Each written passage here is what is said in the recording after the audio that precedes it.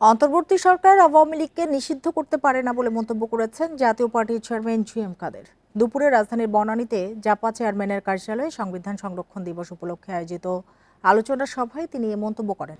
এ নিয়ে আলোচনা করতে রাজধানীর উত্তরা থেকে আমাদের সাথে যোগ দিয়েছেন এলডিপি চেয়ারম্যান ও 12 দলীয় জোটের মুখপাত্র শাহাদাত হোসেন সেলিম এবং নিকেতন থেকে আমাদের সাথে আছেন জাতীয় পার্টির প্রেসিডিয়াম সদস্য আলমগীর শিকদার লোটন। আপনাদের দুজনকেই স্বাগত জানাচ্ছি ইন্ডিপেন্ডেন্ট টেলিভিশনে। তবে শুরুতেই চলে যেতে চাই এলডিপি চেয়ারম্যান জনাব শাহাদাত হোসেন সেলিমের কাছে। জনাব সেলিম, অন্তর্বর্তী সরকারের সঙ্গে এলডিপির কি কোনো কারণে দূরত্ব তৈরি হয়েছে? হ্যাঁ, ধন্যবাদ আপনাকে। এখানে এলডিপি আমাদের সংগঠন বাংলাদেশ এলডিপি। বাংলাদেশ এলডিপির সাথে অন্তর্বর্তীকালীন সরকারের কোনো দূরত্ব তৈরি হয়নি এবং আমি নিজে সেখানে উপস্থিত ছিলাম এবং বক্তব্য রেখেছি। সেটা এলডিপি আরেকটা অংশ আছে, তার সাথে কোনো দূরত্ব হয়েছে কিনা সেটা আমার জানা নাই। জি, আপনি আমাদের সাথেই থাকুন। এবার চলে যেতে চাই চট্টগ্রাম মহানগর জাতীয় পার্টির সিনিয়র যুগ্ম সাধারণ সম্পাদক KM আফসার উদ্দিন রনির কাছে।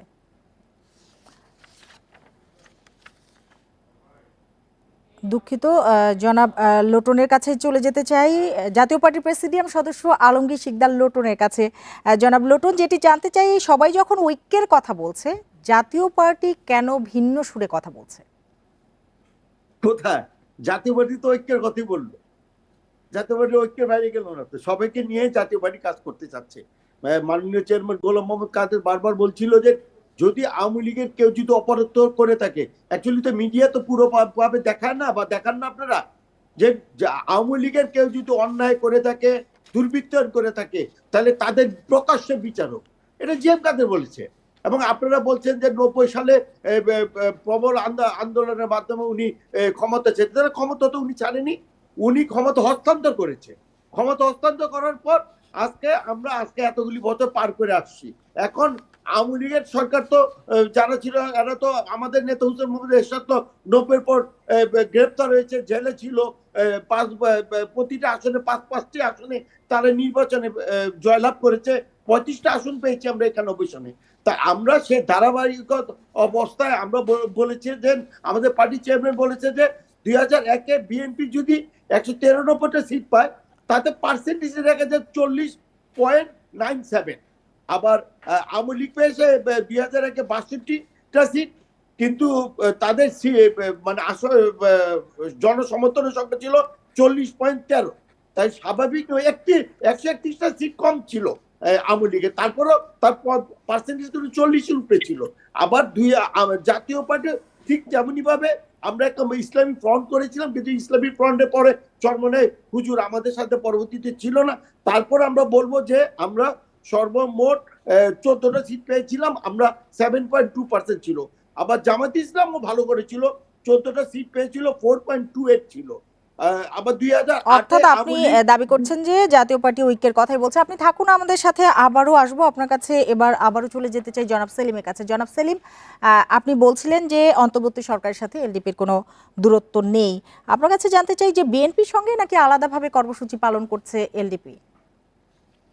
না, আমরা তো যুগপৎ আন্দোলনে 12 দলীয় জোট এলডিপি সহ 12টি রাজনৈতিক দল আমরা যুগপৎ আন্দোলনে ছিলাম, এখনো আছি। আমরা রাজপথের সংগ্রামে আন্দোলনে ছিলাম বিএনপির সাথে। আমরা স্বৈরাচার বিরোধী আন্দোলনের মধ্যে ছিলাম, ছাত্র আন্দোলনের মধ্যে আমরা ছিলাম, আমরা এখনো আছি। এবং অন্তর্বর্তীকালীন সরকারের সাথে ইতিমধ্যে আমাদের 3 দফা বৈঠক হয়েছে। আমরা যে কোনো বৈঠকে অংশগ্রহণ করেছি, আলোচনা করেছি। আমাদের পক্ষ থেকে যে পরামর্শ দেওয়া, সেই পরামর্শগুলো আমরা তুলে ধরেছি। জি জি, আপনি থাকুন আমাদের সাথে জনাব সেলিম। এবার আবারও যাব জনাব লোটনের কাছে। জনাব লোটন, দলীয় সংকট না কাটিয়ে জাতীয় পার্টি এখনো কেন আওয়ামী লীগের রাজনীতি ইস্যুতে কথা বলছে? দলীয় সংগঠনের আওয়ামী লীগের সাথে কথা বলছে না তো, বলছে সকল দলের অংশগ্রহণে। এখন যদি নির্বাচন কমিশনে যদি 48টা নিবন্ধন থাকে, সেখানে যদি আমাদের মাননীয় ডক্টর ইউনূস সাহেব যদি 18 দলকে ডাকে আর বাকি দলকে ডাকে না, স্বাভাবিক নিয়মে একটা মত বিরোধ দেখা দিল না। আপনি তো সকল দলের অংশগ্রহণের মাধ্যমে একটা একটা নির্বাচন চাচ্ছেন, তাই সকল দল অংশগ্রহণ কথা করলো। 48টার মধ্যে যদি 40টা দলকে যদি ডাকা হতো, তাহলে আমরা বুঝতাম যে এটা সকলকে ডাকা হয়েছে। এখন 48টা নিবন্ধন দলের মধ্যে যদি 18টা দলকে ডাকা হয় তো স্বাভাবিক নিয়মে কি একটা মত বিরোধ প্রশ্ন হয়ে উঠে না? সে কারণে আমরা বলছিলাম যে সবাইকে ডাকা হোক। যদি হ্যাঁ, তার মানে অন্তর্বর্তী সরকার নিয়ে যে জাতীয় পার্টির অভিযোগ সেটা কি আপনি অস্বীকার করছেন? সেরকম কিছু নয়। অন্তর্বর্তী সরকার নিয়ে আমাদের কিসের অভিযোগ? আমরা তো চাই যে শান্তিপূর্ণভাবে সমাধান হোক। আমরা তো কোনো অভিযোগ কখনো দাঁড় করিনি। উনি আসছে জাতীয় পার্টি, উনাকে তো যথেষ্ট সমর্থন দিয়ে আসছি আমরা তো এখনো সমর্থন দিয়েছি, কিন্তু আমাদেরকে না রাখলে আমরা আপনার সাথে সহযোগিতা করব কিভাবে? জি, জনাব লোটন থাকুন আমাদের সাথে। আবারও যাব জনাব সেলিমের কাছে। জনাব সেলিম, নির্বাচনের জন্য এলডিপি কিভাবে প্রস্তুতি নিচ্ছে? না দেখুন, আপনি প্রথমে যে সাবজেক্টটা আলোচনা করতেছি আমি সেখানে অংশগ্রহণ করছি। এই যে এটা তো একটা বিপ্লবী সরকার। এই বিপ্লবী সরকার মানে যারা ছাত্র জনতার আন্দোলনের পক্ষে ছিলেন তাদেরকে নিয়ে তারা বৈঠক করবেন। যারা ছাত্র আন্দোলনের বিপক্ষে ছিলেন, যারা ছাত্রদলকে আপনার জনগণকে পাখির মতো গুলি করে হত্যা করেছে, তাদের সাথে তো অন্তর্বর্তীকালীন সরকারের বৈঠক হইতে পারে না। সুতরাং এখানে 18 দল বা অন্য দলের কোনো কথা না। যারা এই বিপ্লবে অংশগ্রহণ করেছে, যারা এই বিপ্লবী সরকারকে সমর্থন করেছে, তাদের সাথে আলোচনা হবে। এখন জিএম কাদের সাহেব 50%-এর তথ্য কোত্থেকে বের করছেন এটা উনি জানেন। কারণ জিএম কাদেররা গত 15টা বছর গণতন্ত্রকে হত্যা করার জন্য যা যা করা দরকার তাই করেছেন। এবং বিগত যে আমি এবং তুমি ড্যামি নির্বাচন, সেই ড্যামি নির্বাচনে অংশগ্রহণ করেছেন। এবং জিএম কাদের সাহেব তার স্ত্রীর মনোনয়ন না পাওয়া পর্যন্ত গোদরে বসেছিলেন। তার স্ত্রীকে যখন মনোনয়ন দেওয়া হয়েছে তারপর তিনি নির্বাচনে গিয়েছেন। সুতরাং জাতীয় পার্টি এই মুহূর্তে জোর গলায় কথা বলার কিছু নাই। আর যে নিবন্ধিত রাজনৈতিক দলগুলোর মধ্যে অন্তঃসার শূন্য একেবারেই কিংস পার্টি এবং জনসমর্থনীন অনুকূল রাজনৈতিক দলগুলো আছে, তাদের সাথে আলোচনা করে সমস্যার কোনো সমাধান হয় না। তত্ত্বাবধায়ক সরকারের পিছনে শতকরা 95% লোক আছেন।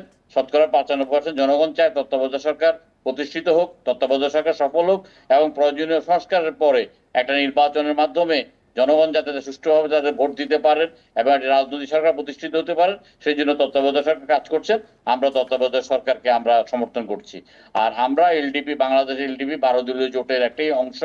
আমরা 2023 সালের ডিসেম্বর মাস থেকে, আমরা 2022 সালের ডিসেম্বর মাস থেকে আমরা যুগপৎ আন্দোলন শুরু করেছি। আমরা নির্বাচন বয়কট করেছি। নির্বাচন বয়কট করার পরবর্তীকালে আমরা ভারতীয় পণ্য বর্জন করার জন্য আমরা জনগণের প্রতি আহ্বান জানিয়েছি এবং আমরা রাজপথে ছিলাম। বর্তমানেও আমরা নির্বাচনের একটা প্রস্তুতি আছে।